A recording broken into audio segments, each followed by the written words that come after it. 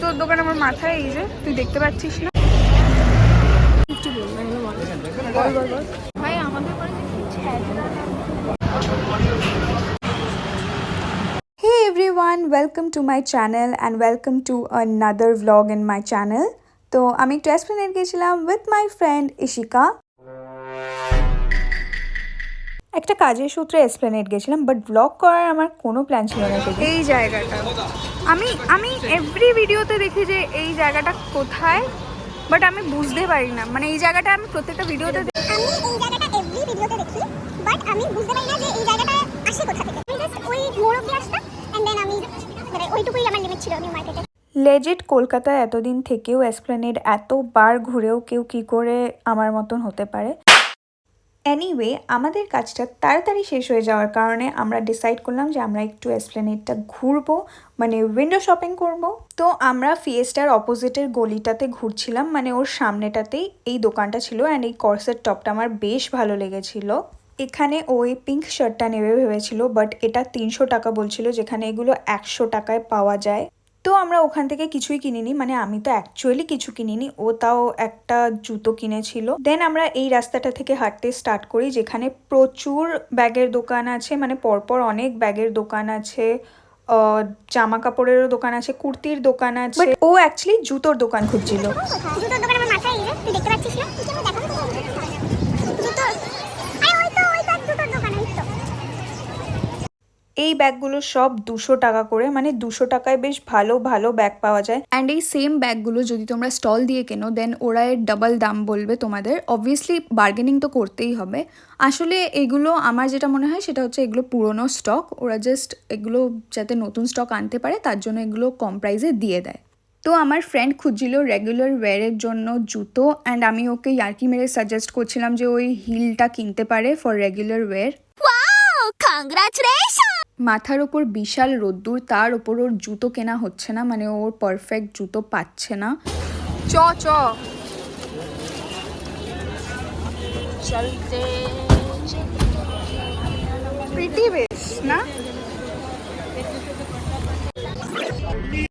Finally একটা দোকানের crooks ওর নজরে আসলো, অ্যান্ড ও কয়েকটা অপশানস ট্রাই করছিল, বাট ওর ওই দোকানের কোনো অপশানসই পছন্দ হয়নি।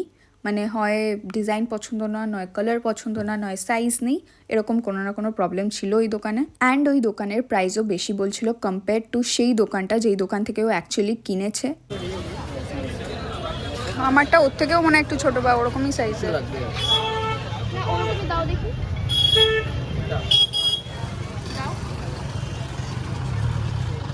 আমরা চলে গেছিলাম নেক্সট দোকানে, যেই দোকানটা ওই দোকানের আরেকটু সামনেই ছিল।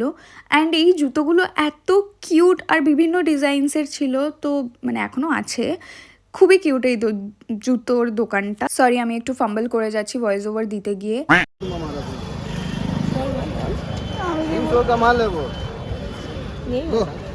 এই আঙ্কেলটা বেশ অ্যামিউজিং ছিল, মানে খুব ইরিটেটেড হয়ে যাচ্ছিল আমরা যেভাবে বার্গেনিং করছিলাম। আমরা জুতো চুজ করতে পারছিলাম না, তো আঙ্কেলটা ভীষণই বিরক্ত হয়ে গেছিল। আর মেয়েদের শপিংয়ে যেটা হয়।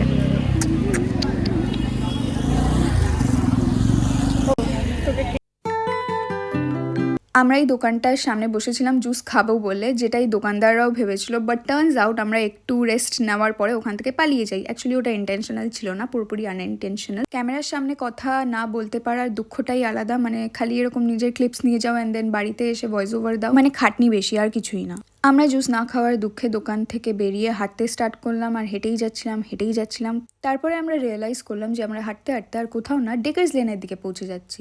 ম্যাঙ্গো লাস্সি খেতে খেতে আমরা একটা আঙ্কেলের নজরে পড়ি, অ্যান্ড উনি আমাদের রাম লক্ষণের গল্প শোনাতে চলে আসেন। রাম লক্ষণ যে সময়ে বানর সেনানি নিয়ে সীতা মাকে উদ্ধার করতে গিয়েছিলেন, সেই সময়টা আজ থেকে কত হাজার বছর আগে।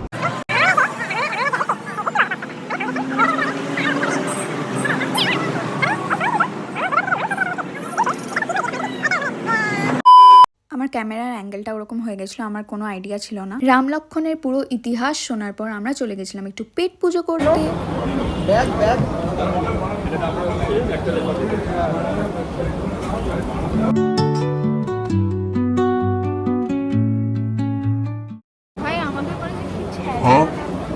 আমরা ফার্স্টে অর্ডার করি ফিশ ফিঙ্গার, যেটা খুবই টেস্টি ছিল। অবভিয়াসলি ওই দোকানের ফ্রাইড আইটেমসগুলো খুব টেস্টি, আমি আগেও ট্রাই করেছি। অ্যান্ড এখানে আমার বন্ধু আমাকে খাইয়ে দিচ্ছে বিকজ আমার তো খাইয়ে দেওয়ার কেউ নেই, বাট আনফর্চুনেটলি ওটা তখন খুবই গরম ছিল। যাই হোক, ভালো খাবারের জন্য এইটুকু তো সহ্য করাই যায়, but you know what, karma always hits back.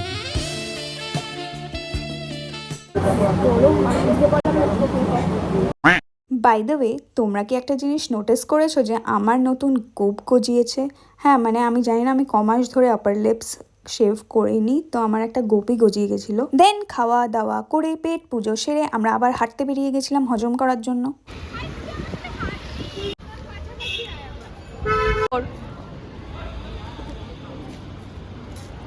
And এই যে সেই ফেমাস অরুণদার দোকান, যেখান থেকে খাওয়ার আমার খুব ইচ্ছে।